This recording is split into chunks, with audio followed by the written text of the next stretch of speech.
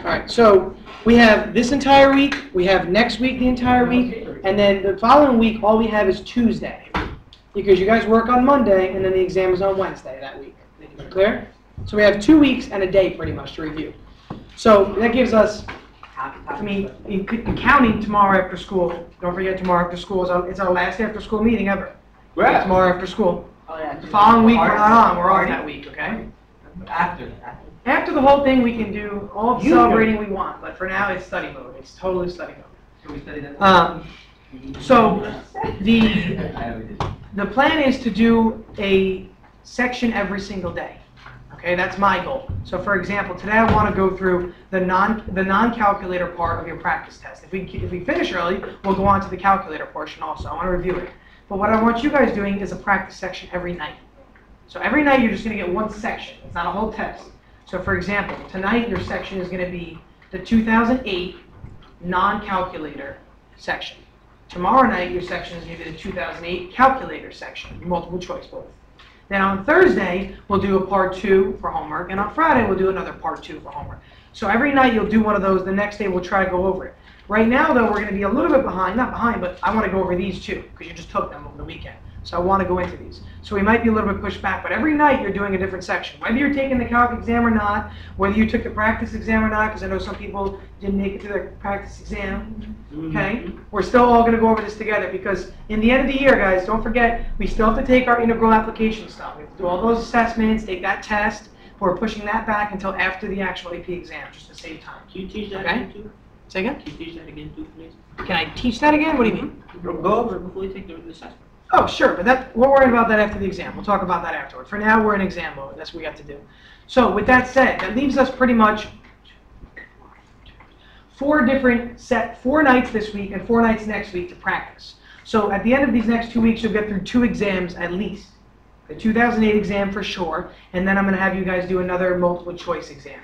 Probably, I gave you 98 and 97 over break, but most people only did 97. I don't think did anyone actually get to 98 over break? Okay, 97 was the one I put the solution to online and stuff. 98, I don't think anyone got to that. So I might make that the assignment there. I haven't decided yet. I also want to see how you guys do on the part 2s, because it might be more worthwhile to practice part 2s than part 1, depending on how everyone did. Were we missing anyone today? Kimberly? Kimberly just left school, you mean? Yeah. Is she okay? Doctor's appointment? Anybody know about it today? Was she here today? Okay. What's the All right. days can you miss from school like before the problem? I'm sorry? How many days can you miss from school?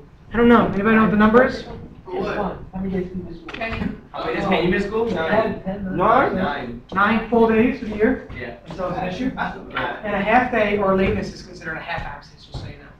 Any lateness in school. Yeah, if All right, you, so- if you leave school 10 minutes from like The first section was out of 28. The highest score was a 17 out of 28. After that, the highest score was an 11. So there's a big gap between the first person and the next. On part 2s, though, it was not part 2s. On the calculator multiple choice, it was abysmal. Not good. The highest score, I think, was a 5 out of the 17.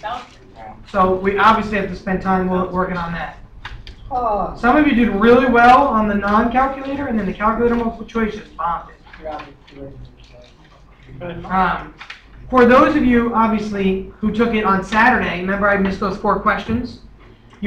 What I did was on Sunday, who came on Sunday again? I came. 1, 2, 3, 4, the 4 of you guys? 4. You each only got one of those 4 right, it turned out. I think 2 of you guys actually got 2 right, but the other 2 got 0. I forgot how it worked out, the spread. But either way, on average, you got 1 out of 4 right. So I gave everybody an extra point for now, just to estimate as an extrapolation. Obviously, some of you might have gotten more right, but to tell you the truth, I looked at those 4 problems. Those were 4 of the hardest ones that I happened to not be in the copy. So you actually lucked out in that sense. Okay, so 1 out of 4 of those 4 was probably a decent grade. Some of you probably would have gotten 2 or 3 though.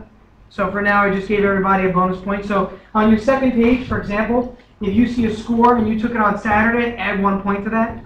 That'd be what you end up getting for your thing. And tomorrow, I'll give you your grade out of 5 on an AP exam score. Okay, but most people are on like the 1 to 2 to 3 range right now, based on their multiple choice alone. One person might have like a 4 in their future if they do some more studying, more work on his or her own. That was the highest score, though. That's why I'm saying that, okay? Again, you need to do well on the part twos. I haven't graded those yet. Kimberly's not here. Yvette's not here. Oh, Okay. 7 is the Now. overall grade? Say again? 7 is the overall grade? 7 is the... The number in the corner is the grade you got. Yes, the number in the bottom corner is the grade you got for the first part. I got grades. I got 11, they got 1. Got one of the. Where are my actual tests? I Are got they three. downstairs? Do you mind? Real quick. Like, I know it's bad, but I didn't get it. On my desk, it's not supposed to, that's why. On my desk, there's gonna be the no folder. The no folder on the. Edgar, when you do the... I got 17 total. No, that guy got 17 total. I'm gonna call Oh, 5. What'd you get next thing? I got 3. I got 11 on the first one though. Oh, man, man. What you get? I'm sure. Alright, while she's doing that, No, that's why you got $7. while she's doing that, remember, this is how the test works, in case you're wondering. Yeah, I got it. The first part? Mr. Howe, Yes, do we add up the grades for each page? yes, so I'll explain, that's what I'm doing right now. So, the actual test is out of 128 points total. Alright, let's start by, I'm sorry, 128, 108 points total. So I got 22 out of the Okay? 28. Now, Oh. part one, let me explain how it works, 'cause that's not what you got, and that's what I'm trying to show you right now. Part twos are worth 9 points each, and there's 6 problems, so it's just gonna be 27 and 27, that's the 54 from there. But there's only 45 problems here, if you notice, there's 28 here, there are 28 problems, and 17 problems. So these are not actually worth 1 point each, they're worth a little bit more. So you'd actually be multiplying by a factor. Karen, on your calculator real quick, do me a favor, type in 54 divided by, 45. It's actually just going to be 1.25. That's stupid. What is 50? 1.25? 1.2, sorry. So whatever you got as your score for these, multiply by 1.2. That's your raw score. That's what's considered. So take the first number, multiply it by 1.2 for unit G6. Multiply that number, write that down for part A. Is it multiplied by 28? Okay? Take this number, listen carefully, the score you have on the bottom of the first page, multiply it by 1.2. Yes, some of them don't have names though. So if they don't have names, hold them for now, and then I'll see who's handwriting is what. That's under A. Okay, that's under part A. This is the first page. If you go to your second page of your Scantron, multiply that number by 1.2. That's what part B is for your score here. So this is what you see in front of you right now. Again, you have this number and this number. Once you take the number and multiply it by 1.2. So your first page times 1.2 will go in this box. None of them have them? What? I put my name on it. Anybody, can you guys recognize your handwriting? I want you to do your own back, because you wrote some work down. Yes, I can. Did anybody actually write on it? I think I did. Yeah, I Who wrote wrote it? on it. I think I did. I did. Okay, Kimberly's not here. Let's put that aside. I can tell you. That doesn't work. See if that's your handwriting. If not, pass it. Oh, listen, man. This is for you and Rosie to share, okay, when we review. So hold on to that one for yourself. This one has no writing in it whatsoever. You can look at it, but there's nothing in it. This one has some writing in it. This looks like Edgar's. Yeah. I think it's the handwriting. What late, man? Yeah, this is It's mine. also- This is Did you have did you need this, or do you have this? What's yours? I don't know. I also put like a little missing piece of Eagles. Look at that poor gap.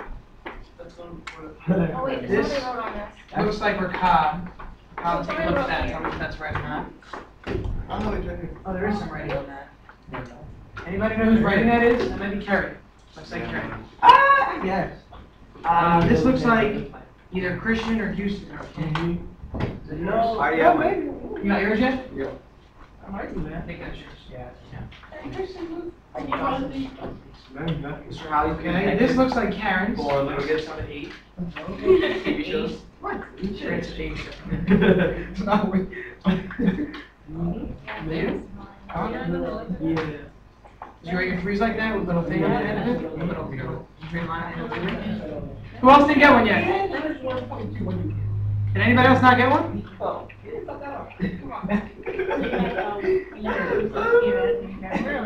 Oh, you bet. and that equals to what? Like just a fail? That's 10.2. Right, 8. That's all about Yeah, then. All right, so Well, Mr. Howell said that if you get all the multiple choice right, or majority of it. if you were to get all the multiple choice right, that's 54 points right there. You only need like 6 or 7 points on part 2 just to get a 5. So if you and I'm not trying to brag, but when I was a student, I was always getting every multiple choice right. So part 2 didn't even matter. I had to do like one of the problems and I was done with the test. So really focus on getting those You just multiple sit there choice. like you just sit there arrogantly, or you actually did it? I did it, yeah, of course I did it still. I'm not I gonna be will not do stupid. this because I No. know I got every No. Continue, I just hit play recording it. Okay. All right, so what I've done for all of your tests and what I'm going to continue to do is make my own solutions because the solutions that they give you are not good. They're not clear, you know, all that kind of stuff. Rose, you going to come up here? Perfect. When we're doing practice tests, you mind if I do No, I don't. Guys, when you're doing your homework this week and you're doing the practice sections, if you want to use your notes to have in front of you for now, this week use your notes and then maybe next week don't use your notes. You know what I'm saying? It's for your own good. I'm not really going to be checking your practice tests very intricately. I'm going to make sure you did them and stuff, but I'm not going to be, you know, so it's up to you to help yourself. I would try to wean myself off. That's what you want to do. Are we giving you back? At the end of the period, you're going to give this back to me. Yes, same thing. Guys, again, every day at the end of the class, I want these all back. So I'm going to hand you out tonight a practice section. You're going to do it tomorrow. Tonight. We're going to review it stuff, and then I want to get it back. Is that clear? All right.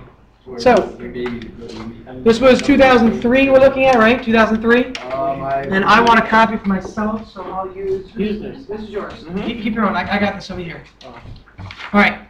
So let's take a look at the first problem. And you all have this in front of you. We're all looking at the same test. So we're on number 1. Okay, we're on number 1. So the problem says dy dx equals which of the following? So first, you start by looking at this. What rule do you automatically see? Power. Good. And what else? What's the other rule? Chain rule. There's a chain and a power rule involved here. A chain and a power rule. So, listen please, listen. You can write all over these if you want, because I'll let you study these at school, but again, I'm going to take them back. But if you want to write on them for now, it might be useful to actually write stuff down. So here, we have x cubed plus 1, that quantity squared. So we start by bringing the 2 down in front. So the 2 that was up here comes down in front. We repeat the function as x cubed plus 1, then multiply by the derivative of the inside. The derivative of x cubed plus 1 is just 3x squared. So then you just simply write it as 2 times 3x squared, which is 6x squared, x cubed plus 1, which gives you choice E. Okay? A lot of these problems where it says find the derivative, please make sure you get those right. That's the easiest problem. It's the applications that are tough. Related rates, optimization, that kind of stuff, that's what gets really tough. These are the problems you need to guarantee that you get right if you want to do well on this test. I'm telling you now. Okay, if you plan on getting 3, 4, anything above that, you need to get these easy problems right for sure. Okay? The second problem, integration. You're integrating an E function. When you integrate or differentiate any E function, what is the rule? It's a repeated, isn't it? It's a repeated. And you remember, and before I get to this example, if you take the derivative of e to the 2x, it's a chain. It just becomes e to the 2x times the derivative of the exponent. So if you remember, I talked about this in class quickly one day. When you integrate an e function, you don't have to use u substitution. You could put a u here and use u substitution. And I should put a dx here in my solution. Whoops. When I integrate e to the negative 4x, when I do integrate that, I can just do e to the 4 negative 4x divided by the derivative of the exponents. Again, take a look here. When I differentiated, I did the repeat function times the derivative of the exponent. But when I integrate, actually, the rule is very simple here. And I went over one example of this. When you integrate an e function, repeat it, and then divide by the derivative of the exponent. Okay, that's a quick way to remember this. Now, the common mistake here is that people ignore the limit of 0 because they think when you plug a 0 in, it drops off. But any number to the 0 is still 1. So this 1 does remain here. So when you apply the 1 here, first you apply the 1 up here. You get e to the negative 4, again, over negative 4. Then you apply the 0, you get e to the 0 over negative 4. But e to the 0 doesn't drop off. A lot of people ignored this, and they dropped it off. And they just had this as their answer, which is, as you noticed, choice looks like A. This is choice A by itself, if you forgot this. And that's what a lot of students do. They choose choice A here. But e to the 0 is really 1, so this is really 1/4. And then what you'll notice is this. Here you're going to have a negative negative, which becomes what? A positive. So this negative minus negative 1/4 becomes a positive 1/4 in the front. You have the 1/4, then minus this entire quantity, which is choice D in this case, choice D. Yeah, I'm even noticing in this person's. Kimberly did the same thing. She forgot this portion and chose choice A for this one. Okay, again, please don't forget that. So this is integration of E? Yes, integration of E. It's a repeat function. That's one of our repeat functions. It's the only repeat function we look at. Sine and cosine are alternating functions. All right, number 3. First of all, we have to start and look at our definition. It says, for x greater than 0, the horizontal line y equals 2 is an asymptote for the graph of f. Which of the following statements must be true? A horizontal asymptote is a horizontal line that the graph goes toward. So we're looking at a function, and if you remember exponential decay might look something like this.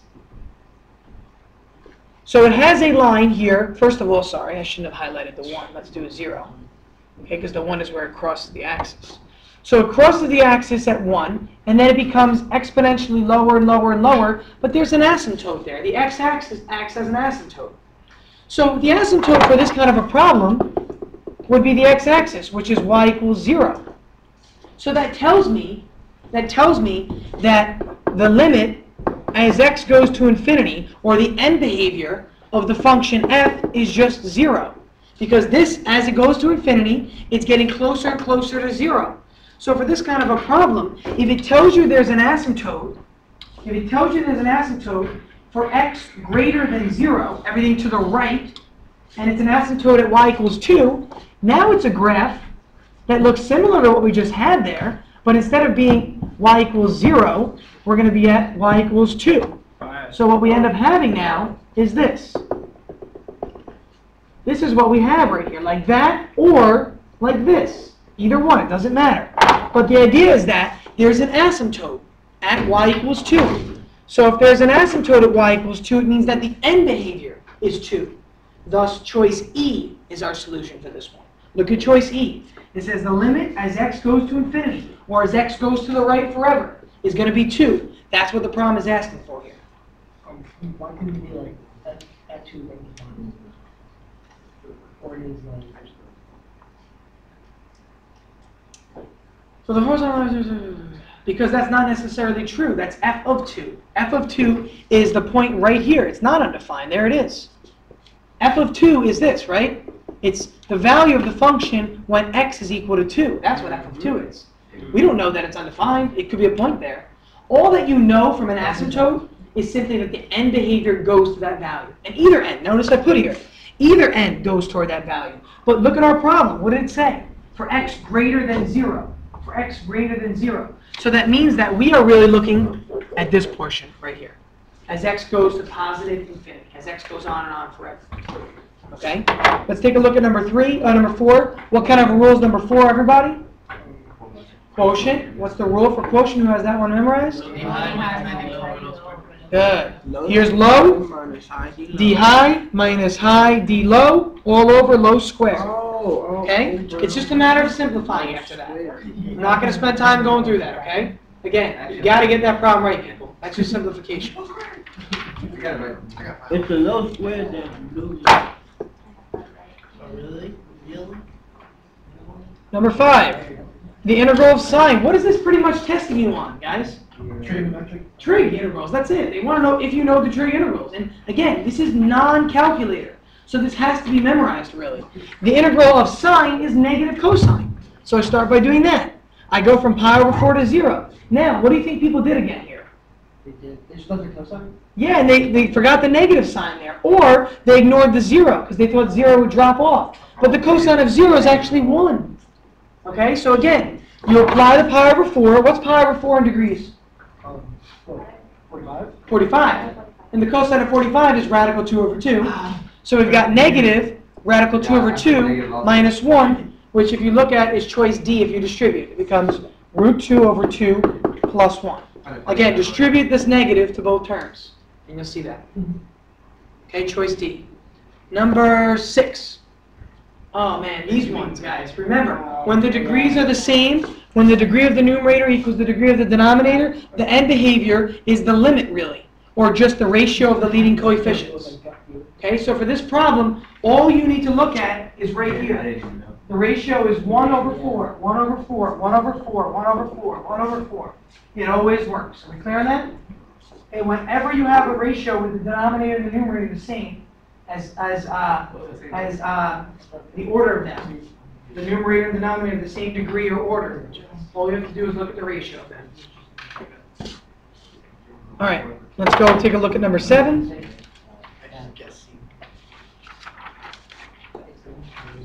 Okay. The graph of f prime, the derivative of f, is shown above. So right away, people, you have to underline that or write it down. You're given the derivative. Which of the following statements is true? Now, choice A. It says f is decreasing from -1 to 1. It looks like the graph is decreasing, doesn't it? But that's the derivative. When is f decreasing? If the derivative is what? Negative. And if the derivative is positive, what is the f doing? Good. So the first thing you want to do is say this. If f is increasing, it's increasing here, in this range, because the derivative is positive. Then take a look here. Here's where the derivative is negative. So since the derivative is negative here, that's where it's decreasing. Now look at your choices. Okay, now look at your choices. Look at choice, what is it, B? Choice B says that the function f is increasing from -2 to 0. And take a look. From -2 to 0, I'm covering up on my page here. That's what I'm looking at. Isn't it all above the axis? Yeah. And when it's above the axis as a derivative, it means that the derivative here is positive. The derivative here is positive. When the derivative is positive, the function is increasing. Don't give it. Don't give it. What about choice D? How would choice D be true if the word minimum changed to Maximum. y? Take a look at the original function. Oh, no, I'm just saying, because you was looking for the opposite word.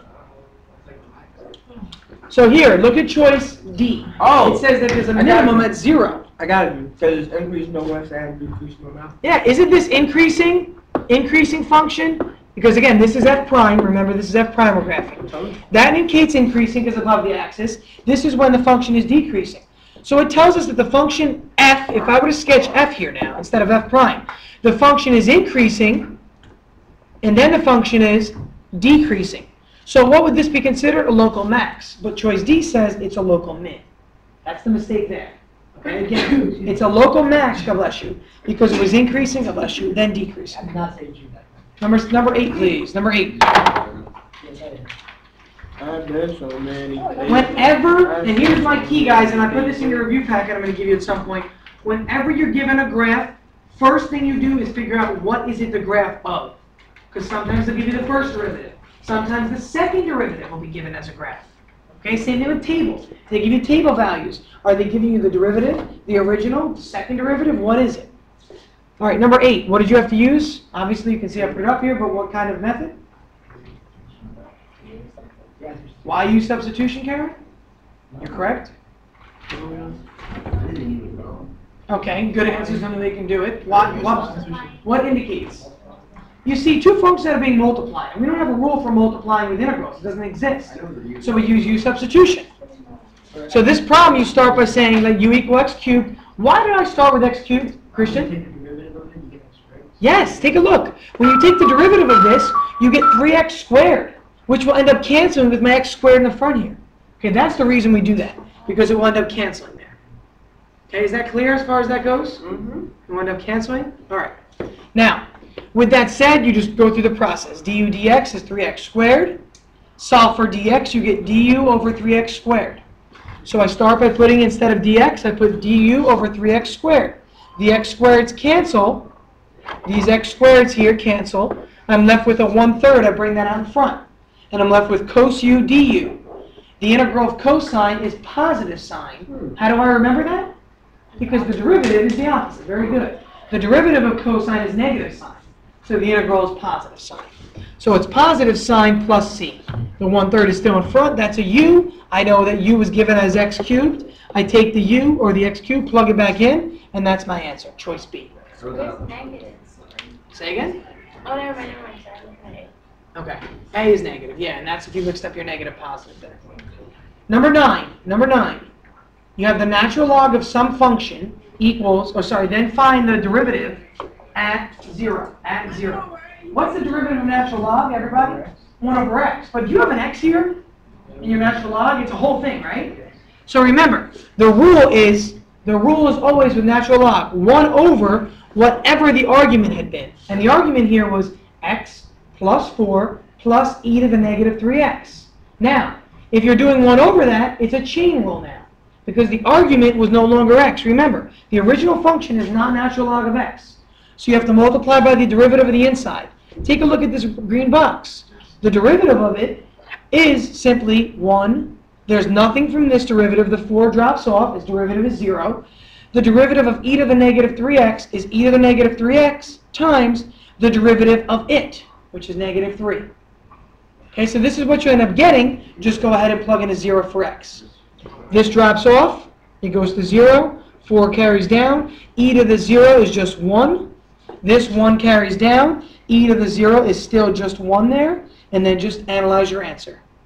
Okay, you end up getting here negative 2. Here you get 1/5. 1/5 times negative 2 is negative 2/5. Let's go on to number 10.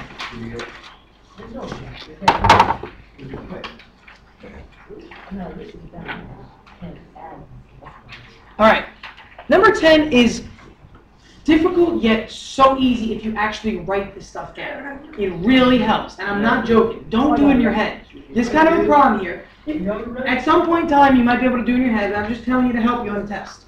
Here, first it says the property that f, f prime, and f double prime are negative. So I start by writing that out. They're all negative. When the original function is negative, it's below the x-axis. When the derivative is negative, it's got to be decreasing. When the second derivative is negative, it's concave down. The only choice that works here is choice B. Look at all the other choices.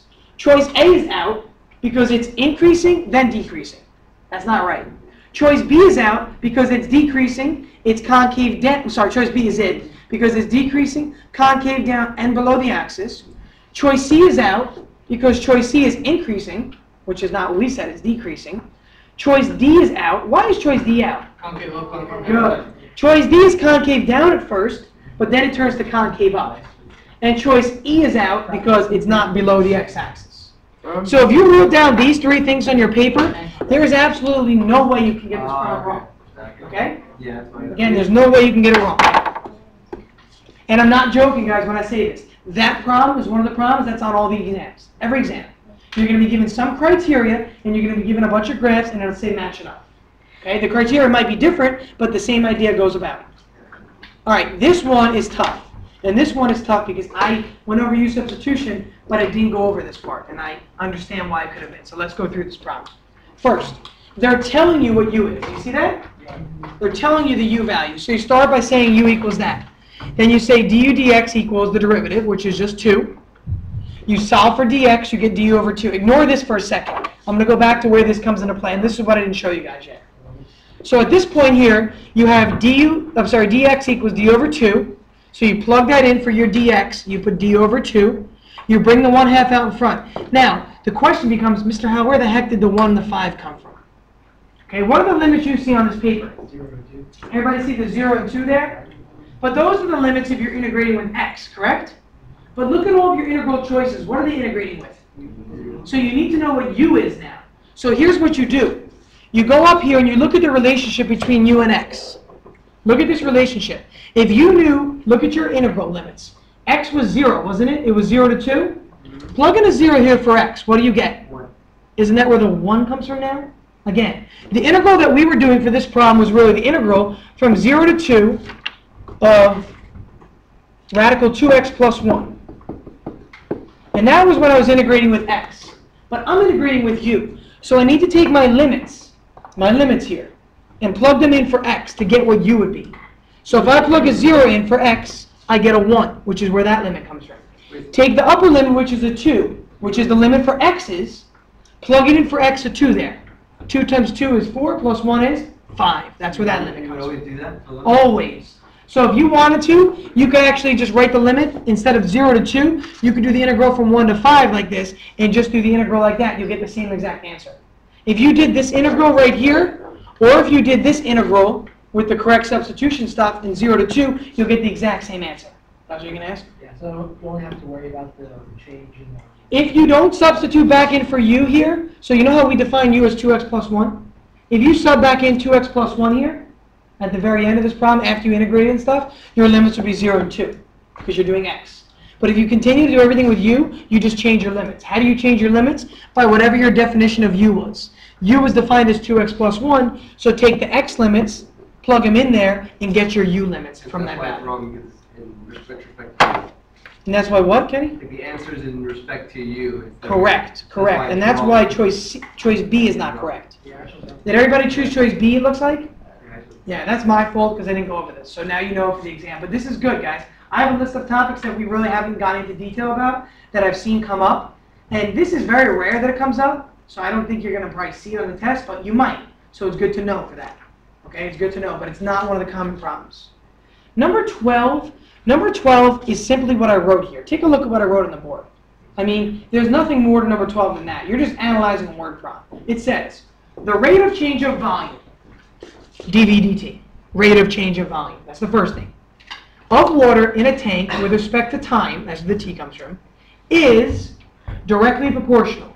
Is equals, directly proportional means K. And we've done this before. If you remember inverse and direct variation from Algebra 2, it was y equals ax and y equals a over x. This is your direct proportionality constant K. So it's directly proportional to the square root of the volume. Well, here's the square root of the volume. Which of those choices is it? Choice E. Okay, choice E. Okay, guys, I know some of you are tired, but I'm telling you, I can't exaggerate enough. This is more important than anything we've done all year, what we're doing right now. You need to wake up. Okay, if you find yourself sleeping, go get water, go get something. Drink some water, drink some juice, eat some food, I don't care, whatever it is, but do something to stay awake. I'm going to try to be as exciting as possible, but we're simply going to be going over questions. That's it. Okay, that's all we're going to be doing right now. Number 13. 25? I think 25. The graph of the function above is f. At what value of f, of x, is f continuous but not differentiable? Okay? When it's not differentiable, there's a cusp. Isn't it still continuous though? Or corner, good. A cusp has no derivative, but it is continuous. Choice A. Let's quickly go over the other choices. Choice B would not be continuous. Would not be continuous, correct? Okay? What about differentiability there? Okay. Which one? Give me reasons why. Because it has a limit to Yeah. it. It's not that good. Because it has what? It has a limit, okay. But what did we say? Differentiability implies continuity. Remember that clause we had at the beginning of the year? It's defined. Okay. So the function needs to be defined to actually take a derivative there. And it's defined because. Okay. Choice D, guys. Choice D. What is that one? Good. Automatically is discontinuous, and there's no derivative either there for sure. Okay. And choice E has no derivative because why? Why is choice E? Because it's the end, is a. Yeah. It's a limit. Like, it's got- I'm sorry. Start over Why here. is it here? Why is E not a choice for our answer? That was the question. Why is E not a choice for our answer? No, it's Because it has- because- It's like the end. Be careful. Look at it. Look at you a little closer. E's not the end, guys. You're reading the question backwards. Side it. I don't know why it's not. E is continuous and E is differentiable. Both. E is both. But what does the problem ask for? Continuous, but Not differentiable. No, E is both. No, because you were saying, I thought you said, why is it not differential? Sorry. I apologize. E is differentiable and continuous. D is neither continuous nor differentiable. B is neither continuous nor differentiable. A is continuous but not differentiable. C is both differentiable and continuous. So differentiable means limits.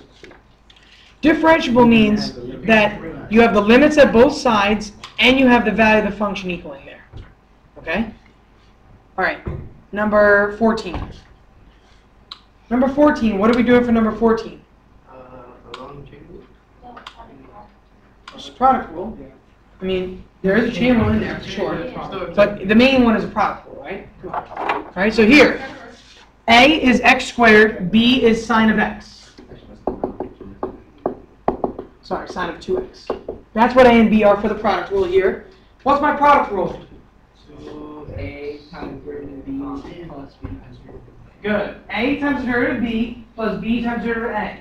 So again, here's A, x squared, B is sine of 2x here. So for this problem, A starts off here times the derivative of B. The derivative of sine 2x is cosine 2x times the derivative of the argument, which is the 2. That's your chain rule there. Again, chain rule, outer, inner. Next, then we want, so it's A times the derivative of B plus B, which is this, times the derivative of A, which is just 2x. And then all you have to do is take a look at it and simplify. Why does this problem look a little bit difficult? How many people got this one right? Okay, there's 3 out of about 11. Why is this problem difficult then? That's my question. Give me an answer, honestly. Switching up. Switching out, yeah. Bro, I just put that. Okay, reorganizing it? Yeah. I was wrong. I got Alright. 2x squared. So here's what I would do in this kind of a problem, people. Take a look. I look at my choices. I see right away that I've got cosine and sine, so A and B are out. Everybody see that? Yeah. A and B are clearly out. Then I go ahead and look at C, D, and E. And clearly, what do they all factor out? 2x. 2x. So you should all do that. So see here, isn't this x times x really here? This part, x squared, and there's a 2. So when you take a 2x out, you're going to take the 2x out, you're going to be left with just one of these x's, and then the cosine 2x. Then here, when you take out the 2x, all you're left with is sine 2x. Okay, so just be careful there when you're taking stuff out. That's the problem, Kenny. You're looking up like it's confusing. Oh, no. The order is backwards, I know. Look at choice E. The order is backwards, but it's still there. There's no negative signs anywhere, so choice D is out. Choice C is out because choice C forgets about this x right here in front of the cosine, because it takes out both the x's there. Number 15. Again, guys, the choices are the common mistakes. That's what makes this test very difficult. Number 15 says, let f be the function with the derivative. Guys, they give you the derivative already. What do you think some students do by accident? They take the derivative and find that one, and that's where the other choices are going to come in. So this is already given as a derivative. So set the derivative equal to 0 to locate your critical points. Once you set this equal to 0, take a look. If I don't want that x there, I don't care about it, multiply the whole thing by x. So this becomes just what? 2. And this becomes x to the third. That's that part right there. Move the 2 over as a positive, take the cube root, x is equal to the cube root of 2. That's a critical point. Why is x equals 0 a critical point? What does it make the original derivative? Undefined. Very good. And when the derivative is undefined, that's my other critical point. So I've got 2 critical points. What do I do with those critical points? Put them on a number line. The number line there represents the derivative. So 0 and root 3, or the third root of 2, are there. Then I just test points. What point should I test? 1 here. What about here? Negative 1. And what about here? 2. Absolutely. Absolutely. Those are your points. Good job. Test the ones that are easier. Testing those, this is what you get. It says, when is it decreasing? Decreasing is when you have a negative value. Thus, it's decreasing from 0 to the third root of 2, which is choice D. Christian? You still have to do that because B is only 1 and 0 and Yes, because what if it was decreasing over here, Christian? Then wouldn't your answer be root 3, third root of 2 to infinity? So choice E is a possibility. Choice B is a possibility if it had been only decreasing over here. You see what I'm saying? So you do need to do that, absolutely. But you don't need to do anything more than that. Remember, for part 2s, this is not enough an explanation. You need to actually make a statement. This is not an explanation. We talked about that. But for part 1s, the work doesn't matter. So just use the number line test. Number 16. If the line tangent to the graph of f at the point 1, 7 passes to the point -2, -2, then f prime of 1 is the following. All right. So right away, people, you know that it passes the line tangent. A line tangent passes through the point -2, -2, and it's tangent to the function at 1, 7. So if the point is tangent at is 1, 7, I start with my tangent line. Y minus y1 equals a times x minus x1, where a is what again? the slope. We called it m sometimes, okay? It's the slope. So there's my point right there, 1/7. Then it says that it passes through the point -2, -2. So if it passes through the point -2, -2, those go in here. But what does it ask me to find, guys? The derivative at 1, right? But the derivative is really the slope. So this problem is actually asking, find the value of a. Again, that's the hardest part here. What is the problem asking? When it says find f prime of 1, it's saying find the slope at x equals 1. So here's the actual formula here for the line. You plug in the point that you know, determine the slope. Okay, find f prime of 1 or find the slope. That's what we're looking for. Okay, find the slope here. Number 17.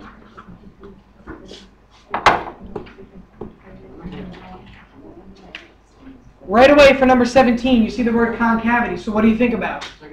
Second derivative. Second derivative. Okay, what kind of a rule do I have here? Chain, product. Good, both product and chain. For the first one, a is just considered to be 2x, and b is considered to be e to the x. When I take the derivative, I do a, which is right here, times the derivative of b, which is a repeat function, plus b times the derivative of a. That's the first derivative. Then I take the derivative of that. Well, now take a look. Again, this is the same exact thing, isn't it? Isn't this the same thing you started with?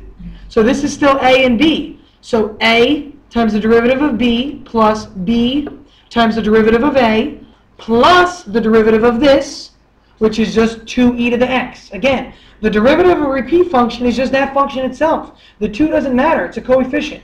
So that's the derivative of that part right over there. That's what that is. Now take a look. At this point in time, you'll notice you have a 2e to the x in both of these, don't you? There's e to the x, and here's a 2. Here's e to the x, here's a 2. So if you factor out 2e to the x out of this, so you can multiply through and stuff, but if you factor out 2e to the x and a 2 out of there and an e to the x, this is what you're going to end up getting. I didn't factor out the 2. It doesn't really matter. All that matters is you take out the e to the x, because now take a look. You want to know the critical points of the second derivative. So you want to know when this whole thing is going to equal 0. Is this ever going to equal 0? Think about any value for x. Put a 0 in for there. You get 1, don't you? This is never going to be 0, so it has no effect on my critical points. So the only critical point I'm worried about is what causes this to be 0, really. So since 2x plus 4 equals 0, it's just going to be -2. So my critical point for my second derivative is only -2. And now I need to go back to my second derivative, which was this entire thing right here, which I simplified to be this, which was further simplified to be this. So test a point in there. So test 0. 0 would be over here, right? So test 0 in this range. When I test 0 in any of these, doesn't matter which one, because none of them are simplified really. Test the 0 here, you get a 1. Test the 0 here, you get a positive number, right? 2 plus, or 0 plus 4 is 4. Either way, you get a positive value. So your positive value is over here, your negative value is over here. When is it concave down? In this interval, and we look at the choices and look at choice D. Or sorry, choice A. Here, from negative infinity to -2, it's everything to the left of -2. So x is less than -2, which is choice A. Yeah, choice A here. Again, why is this problem tough? Who can explain that one? Yeah, taking the second derivative is messy, 1. And second, knowing to factor out e to the x helps you a lot. I'm going to tell you now, whenever you're taking a derivative and you have an e to the x in it, factor it out whenever you can. Factor it out whenever you can. It does help, okay? It really does. All right, number 18. Number 18, we have a table of values. And what does it give us in the table of values? This first derivative. It's all right. Now, it says, the derivative of g prime of a function g is continuous and has exactly 2 zeros. Selected values of g prime are given at the above. If the domain of g is the set of all real numbers, then g is decreasing on which of the following intervals? When is a function decreasing? If its first derivative is negative. So what are the only points that they're negative on? Yeah, and you want to think that that's your answer, right? Choice B. But it's not. Come on, think about this, guys. How do you have to do this? Everybody chose choice B. Think about a critical line, guys. No, I chose Your A. critical points here are whenever the first derivative equals 0. The first derivative equals 0 at -2 and at +2. So this entire area is negative. So this is when it's decreasing. Choice A, not choice B. Choice B is the common mistake there. Did a lot of people choose choice B? Yeah. I agree. B. Okay. Okay. Be careful there. Again. Because look, because Mr. Howell, because the way I was looking at it personally, -2 and 2 is not like necessarily decreasing. Well, that's not why- negative. that's why It was it's just a 0. Yeah. That's the thing you have to consider. You got to go back to your critical, your number line test here. Okay. Remember the number line test here? By the way, I would disagree. I would actually disagree with the answer. I would not put, yes, Yeah. exactly. I would have made my answer like this, but since I was looking at the answer key when I did this, obviously these are all less than or equal to's, so I use brackets. But personally, the function is neither decreasing nor increasing at a critical point. It's a stable point, or it's a stationary point that we talked about. Again, the function f is increasing here. Okay, it's increasing, then it starts to decrease, then it starts to increase. So really what you have is this. What do you have here? You have a local min.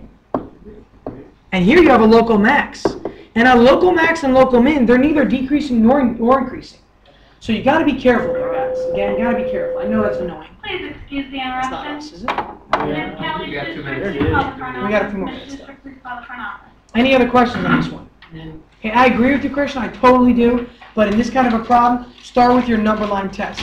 I would actually, personally, if I took this exam and I looked at this teacher, I would write them a note and say to them, I don't understand, why you would do that here. And they actually have ruled out answers, by the way, believe it or not. Some problems, yeah. Some problem choices, they've rejected from the test. They've taken off the test before. You're going to get a practice section tonight to do, and number 19, they actually didn't include in the grading because it was such a misconception, which I would consider that to be awesome. Okay? You'll see what it is, actually. It's very obvious, actually, if you look at it. All right, number 19. A curve has a slope of 2x plus 3 at a point. Which of the following is the equation of the curve if we pass it through 1, 2? If you're given the slope, you're given the derivative. And if they want the original, what do you have to do to get back? Integral. So you start by integrating this. You simply get this function. Then it says you're given the point 1, 2. So you apply 1, 2. So plug in 1, you plug in your particular solution right here. You plug in the 1 for your x's. You set that equal to 2, which is your y. Again, this is really, remember guys, this is really y equals there when you do it. Okay, this is really y equals the integral of that. So when it says the curve has a slope and then it has the function right there, that's really the derivative. Correct. Slope is derivative. Slope is derivative. Slope is derivative. Absolutely. Absolutely. Okay, you're absolutely right there. Remember that, please. You have to write that down if it's not memorized. Slope is derivative. So you know the slope, you integrate it, apply the condition, get C, solve for your answer. Number 20. Let f be the function above, which is the statements is true. Which the statements is true. When does a limit exist, people? When if you No, approach it from doesn't both have to be sides. continuous. Yeah. That's Look, the key. I got you. Both When- sides are what? When it goes to 1 point. Yes, when they're approaching the same target. Remember that idea of target? So let's go over that now. We're on number 20, right? Okay, I graphed it by hand. You don't have to do that, by the way. But if you graph it by hand, you're going to notice this. And you're going to notice that the value of the function when you plug in 3 turns out to be 5 for both of these, right? That's the point 3 comma 5. And try it. Try a 3 in both of those. So if they're both approaching the same point, the limit does exist. And it is continuous, right? Does everybody see that? It is continuous. But is it differentiable? Why? Why is it not differentiable? Because it's a corner. Because it's a corner. Okay, I Look at the functions, Kenny. They're both linear, right? Uh-huh. When two linear functions meet at different slopes, it's never going to be continuous. Think about this. Try this and this. Try this and this. Try this and... Oh, that's the same function, actually. Try this and that instead, okay? Yeah. So tonight, here's what I want you guys to do. I'm going, yeah. Oh, it's not going to be next one. Okay, here's what you're going to work on tonight. Barbecue junior. Really? Come look at the menu for it. No, Rosie said it. Bro, come look at the menu. Listen carefully. The test that you have right now, pass them over to a cop. The actual test, the answer sheets you keep. The Scantrons and stuff you can keep. Just the test with this little insert. Can you keep all them together for now? Yeah, I'm just like, We'll leave you in this. writing is gonna kill me. Pass these down this way, please. Pass these down this way. And Rakab, can you put those in that folder, please? Next, listen. Next on this one, you're gonna do tonight. There are 28 problems. You have 55 minutes to do it. Okay, practice it logically. Then if you want to go back, if you want to study more after the 55 minutes, that's fine. I encourage you to. After 55 minutes, you go take a look further. Okay, we're going to be wasting a lot of paper. I know that. I apologize. I can't put this online now. I have to review this. Say again, Karen? Okay.